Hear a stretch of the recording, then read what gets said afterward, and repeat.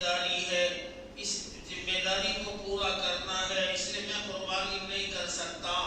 فرمایا دوستو بزرگوں، یہ صرف اور صرف ہماری دنیاوی اعتبار سے تو یہ بہانے ہو سکتے ہیں، اللہ رب العزت کے یہاں یہ کوئی بہانہ معنی نہیں رکھتا۔ ہمیں قربانی کا حکم ہے، جب اللہ نے ہمیں مال دیا ہے تو ہم قربانی ہر حال میں ہمیں قربانی کرنی چاہیے۔ قربانی کرنے والے لوگ موجود ہیں، ابانا گھر میں کوئی نہیں ہے، کون سنبھالے گا، کون کاٹے گا، کون یہ کرے گا، یہ بہانہ ہے۔ میرے بھائیو دوستو بزرگوں، اگر آپ چاہیں قربانی کر سکتے ہیں، کاٹنے والے مل جاتے ہیں، تقسیم کر دیں، یہ کوئی ضروری نہیں ہے کہ آپ اسے پکا کر کے ہی کھلائیں۔ یہ رسم، یہ رواج ہم یہاں بنا رکھے ہیں کہ ہم قربانی کرتے ہیں، پھر دعوتیں کرتے ہیں، دوستوں کو بلاتے ہیں، رشتہ داروں کو بلاتے ہیں، پریوار والوں کو بلاتے ہیں اور پھر اسے پکا کے کھلاتے ہیں۔ اس کے اندر ضرور ہے کہ ذمہ داریاں بڑھ جاتی ہیں، ٹینشن بڑھ جاتا ہے، ایسا نہیں ہے۔ حدیث پاک کے اندر ہمارے اور آپ کے آقا جناب رسول اللہ صلی اللہ علیہ وسلم نے مسنون طریقہ جو قربانی کا ہمیں بتایا ہے وہ یہ ہے کہ اپنے قربانی کے جانور کے گوشت کا 3 حصہ برابر کرو۔ ایک حصہ غریبوں میں، یتیموں میں، مسکینوں میں، بیواؤں میں، ان میں تقسیم کرو، اور ایک حصے کو اپنے رشتہ داروں میں، عزیزوں میں، پریوار والوں میں تقسیم کرو، اور ایک حصہ اپنے گھر کے لیے رکھو۔ یہ مسنون طریقہ ہے، لیکن اس مسنون طریقے کے اوپر آج ہم نہیں چل رہے ہیں۔ ہم تو یہ چاہتے ہیں کہ سارے کے سارے جانور کو ہم حلال کر کے، ان کی بوٹیاں بنوا کر کے، اس گوشت کو ہم فریج کے اندر بھر لیں اور پھر اسے 6 مہینے تک کھاتے رہیں۔ یہ مسنون طریقہ نہیں ہے، یہ خلاف سنت طریقہ ہے۔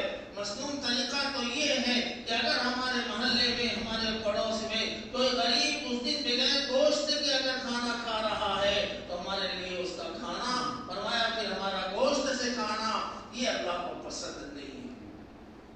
تو اللہ کی رضا کے لیے کر رہے ہیں، ہم اللہ کو راضی کرنے کے لیے کر رہے ہیں اور ہمیں خوشنودی حاصل کرنے کے لیے کر رہے ہیں، تو پھر ہمیں یہ بھی معلوم کرنا چاہیے کہ اسلام کا کیا طریقہ ہے، ہمارے نبی صلی اللہ علیہ وسلم کا کیا طریقہ ہے۔ اس طریقے کے ساتھ ہم قربانی کے جانور کو حلال کریں اور اس کے گوشت کو تقسیم کرواویں، یہ ہمارے اوپر لازمی اور ضروری ہے۔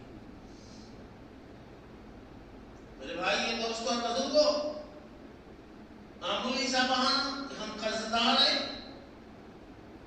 ایک قرض دار ہونے کا بہانہ، کہ کیسا قرض